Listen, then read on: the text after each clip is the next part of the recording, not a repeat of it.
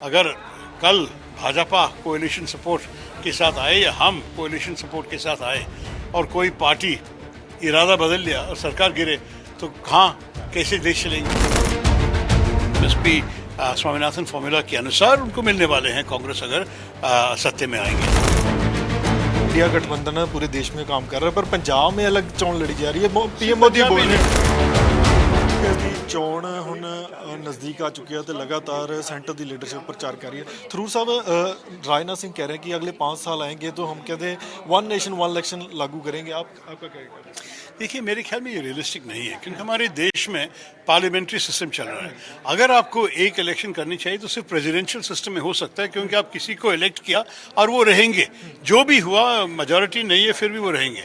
लेकिन parliamentary system में जो भी हमारे देश को चलाता है, जो भी नेतृत्व लेता है, उसकी तो लेजिस्लेटिव मेजॉरिटी होनी चाहिए, मतलब विधानसभा में मेजॉरिटी होनी चाहिए।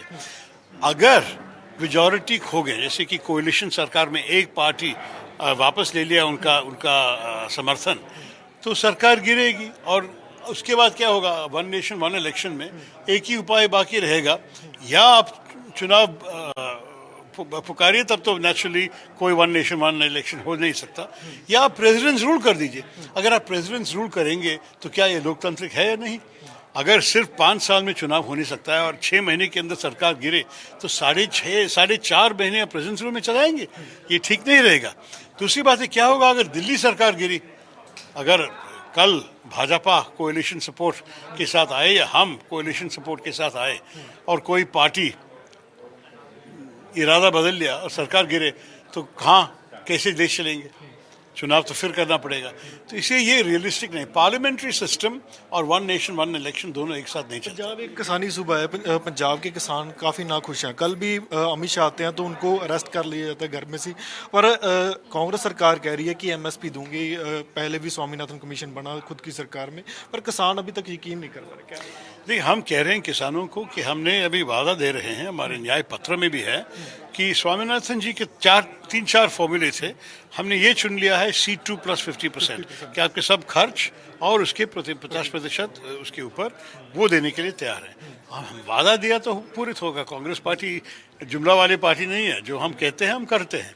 तो मेरे ख्याल में किसानों को ये मन में होनी चाहिए कि अगर वो ये चाहते हैं एमएसपी स्वामीनाथन फॉर्मूला के अनुसार उनको मिलने वाले हैं कांग्रेस अगर सत्ते में आएंगे। आखिरी सवाल है, क्या ये इंडिया गठबंधन पूरे देश में काम कर रहा है पर पंजाब में अलग चोन लड़ी जा रही है? पीएम मोदी बोल रहे हैं सिर्फ पंजाब में नहीं, मेरे केरला में भी हम कम्युनिस्ट और हम 55 साल से आपस में लड़ाई है। हम उनके खिलाफ है। हर 5 साल सरकार बदलती भी जा रही थी पिछले चुनाव तक।